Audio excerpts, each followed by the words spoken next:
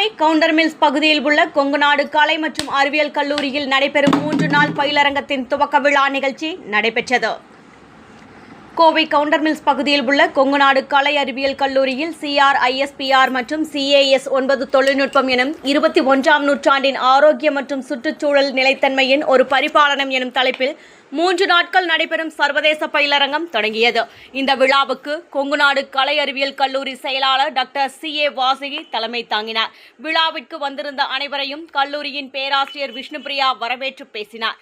வருகிற 11ஆம் தேதி வரை 3 நாட்கள் நடைபெறும் இந்த பயிலரங்கத்தை லண்டன் வெஸ்ட்மினிஸ்டர் பல்கலைக்கழக பேராசிரியர் கல்பனா சுரேந்திரநாத் தொடங்கி வைத்தார். விழாவில் அவர் பேசும்போது, இந்த கல்லூரியின் நிறுவனர் டாக்டர் ஆறுசாமி 25 ஆண்டுகளுக்கு முன்பு முற்போக்கு சிந்தனையோடு பயோடெக்னாலஜி பாடப்பிரிவை இந்த கல்லூரியில் தொடங்கி வைத்தார். நான் இந்த உயர்ந்த நிலைக்கு வர காரணம், இங்கு இந்த பாடப்பிரிவை எடுத்து படித்ததன் பலனாக இந்த உயர்ந்த நிலைக்கு வந்துள்ளேன். அதற்காக நிறுவனர் டாக்டர் ஆறுசாமியை பாராட்ட வேண்டும். அதேபோன்று இங்கு பயிலும் மாணவ மாணவிகள் இந்த வாய்ப்பை நன்கு பயன்படுத்திக் கொள்ள வேண்டும் என்றும் தெரிவித்தார். இறுதியாக கல்லூரியின் முதல்வர் V. சங்கீதா அனைவருக்கும் நன்றிகளை கூறினார்.